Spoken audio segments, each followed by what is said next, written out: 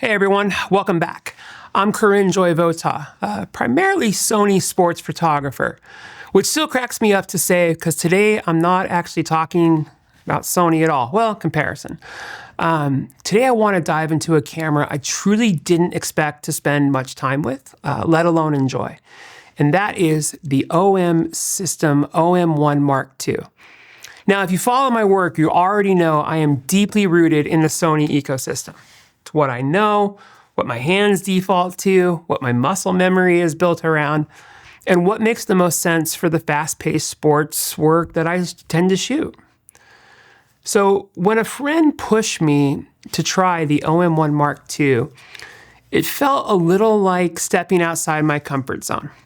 Different sensor size, different menus, different lenses, different ergonomics. Basically, a whole different photographic philosophy. And honestly, I was prepared to use it once and say, that was cute, and then go right back to my Sony. But that's not what happened. After spending some real time with it, and yes, suffering through one catastrophic early outing before I had, everything set up correctly, this little camera, it kept surprising me. Not in the, this is gonna replace my entire system kind of way, but in the, oh, this actually fills a gap in my workflow way. It has a place, a legitimate place. And that's what I want to talk about and kind of walk through today. What it's been like shooting with the OM1 Mark II. What surprised me, where it genuinely shines, and what you can realistically expect if you're someone coming from a major system like Sony or Canon. Now, switching from Sony full frame to micro four thirds creates instant expectations. You assume the files won't hold up. The autofocus won't compete, and flash, spoiler, it doesn't. And the smaller sensor is going to cost you something important. And yeah, my first outing with this camera didn't help any of that. Before I customized anything, the colors weren't quite matching my taste. The autofocus felt foreign. And the files just didn't have the look I'm used to. It felt like using someone else's car where everything's in the wrong place and nothing behaves how you expect. But once I sat down and dialed in everything, the picture modes, the white balance, the autofocus settings, the noise reduction, and the button layout, the entire experience shifted. Suddenly, files looked better. The shooting experience clicked. And it became clear this camera, it's not trying to be a full-frame competitor at all. It's playing a completely different game, one with its own strengths, and understanding that is what made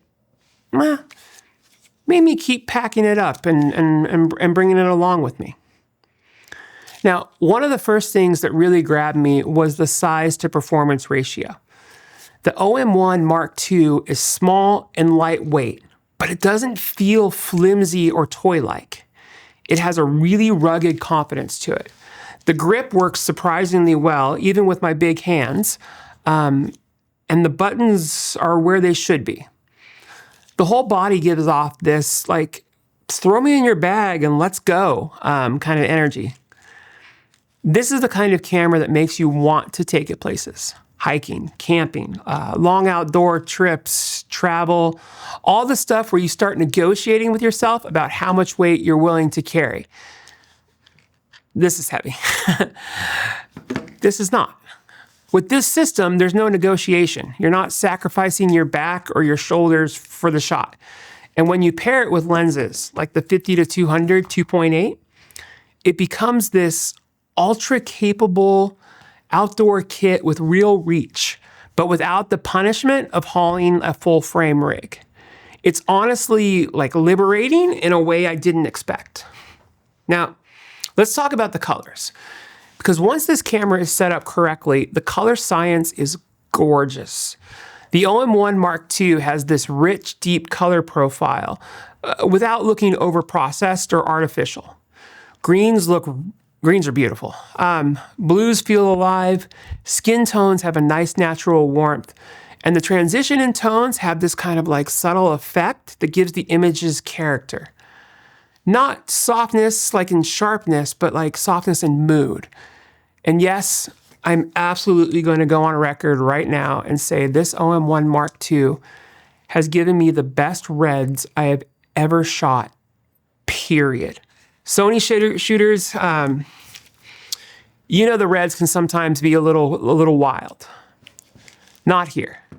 The reds feel cinematic, deep, and rich in the absolute best way. And then there's the noise. Micro Four Thirds sensors, there's no way around it. They definitely show more noise at higher ISOs. But the noise pattern here is actually beautiful. It's tight, it's organic, it's almost film-like, for what it's worth. I mean, and honestly, I think we've become too scared of noise as photographers. It can add emotion, it can add texture. It can elevate an image rather than ruin it. I think we've forgotten that some of the most iconic photos, and definitely iconic sports photos ever printed are noisy as hell. And nobody cared because the moment mattered more. And, you know, if you do want cleaner files, that's where something like DxO, Pure Raw, like works magic and cleans it up. But even without cleaning anything, the noise from the OM1 Mark II, I've never seen it and thought like, oh no. I've seen it and I thought, okay, this kind of adds some nice character. Now, some stuff I'll still clean up, obviously. Like if I'm shooting a night game and I have to really bump the ISO up a lot, I will clean up some of that stuff, but I'm also going to leave more in than I typically would. One thing the LM system, this camera absolutely nailed, is the feature set. And I don't mean like gimmicks, though it has those too. I mean actual tools that help you create better images. Live ND is one of my favorites. Being able to mimic ND filters like in camera is great for anyone who wants to shoot like motion or water and wants more creative flexibility.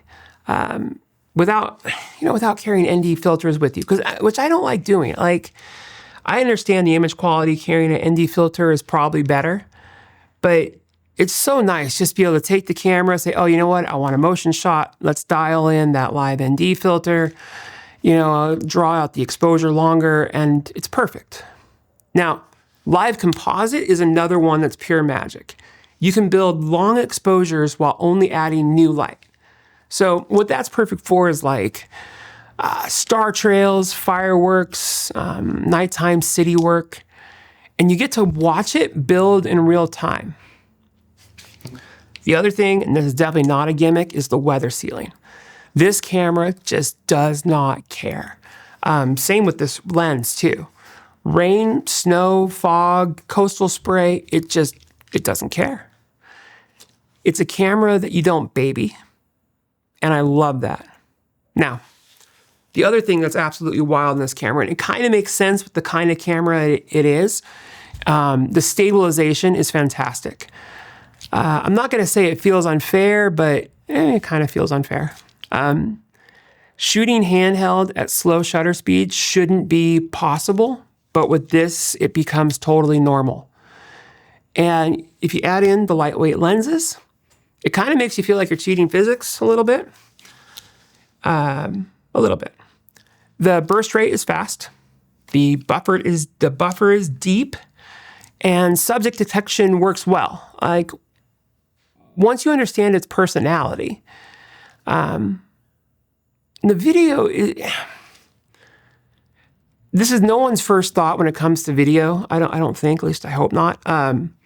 But the video is better than people expect. 4K 60, 10-bit, efficient codecs, and stabilization that rivals having a tiny gimbal built in.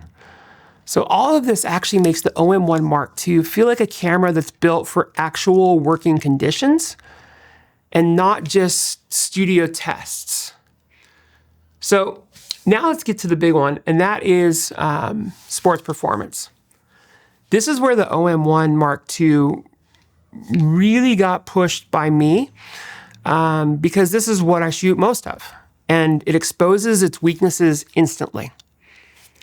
Coming from Sony, the autofocus comparison is unavoidable. This will kick any camera's trash when it comes to autofocus. It's A1 II, it's just gonna kill it. It's predictive, it's sticky, intuitive.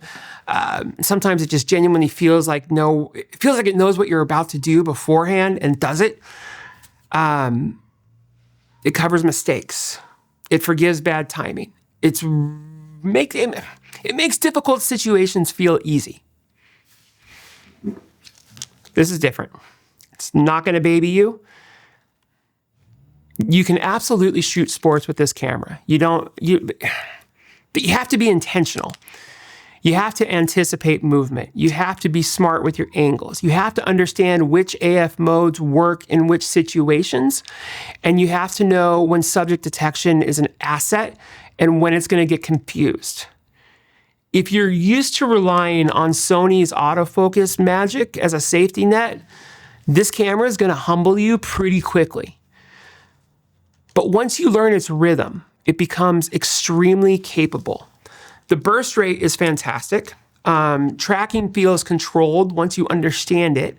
And the lightweight systems allows you to physically move faster than you can with a full frame setup. And then there's this lens. This is the thing that really put the buying the camera on my list. 50-200 f2.8. Now in micro four thirds, that gives you a 100 to 400 millimeter equivalent view, which is wild considering how small and light this thing is. And I'll do a weight here in a little bit. But it's important to understand that what this does not mean.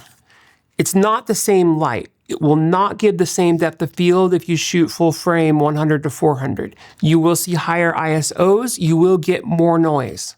But again, noise is not the villain people make it out to be. Noise adds grit and character.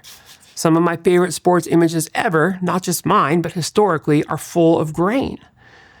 The real advantage here is the physical experience. Running a full frame 100 to 400 setup is a workout. This is a 24 to 70, the 100 to 400 even bigger, obviously. It's almost twice the size of this. With the OM1 Mark II and the 50 to 200, it's like you're holding nothing. You stay quick, you stay agile, and you stay fresh. The camera becomes a partner instead of a weight you're dragging around. It genuinely changes the relationship you have on the physical side of sports shooting. Now, let's get a little bit into the weight comparison here. So I have a little scale with me.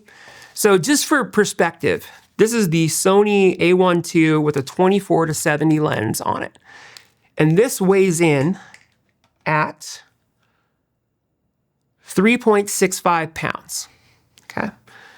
This is the OM1 Mark II with the 12 to 40, which basically becomes a 24 to 80 equivalent field of view. It weighs in at 2.03 pounds. So a little bit more than half the weight for the same field of coverage. This is an f2.8, this is an f2.8. It is not the same. Because it is the micro four thirds sensor, basically half the size, or literally half the size of a full frame sensor, it's only capturing half as much light. So it really does become like a 5.6. So for what it's worth as far as noise and things like that are concerned. Where it becomes more obviously better, I'm gonna take this off and I put on this 100 to 400 and the OM on the scale. This comes in at 4.14 pounds. So 100 to 400, again, f2.8, but not really a true 2.8, just slightly heavier than a full frame with a 24 to 70. To me, I think you can't, that benefit is actually massive.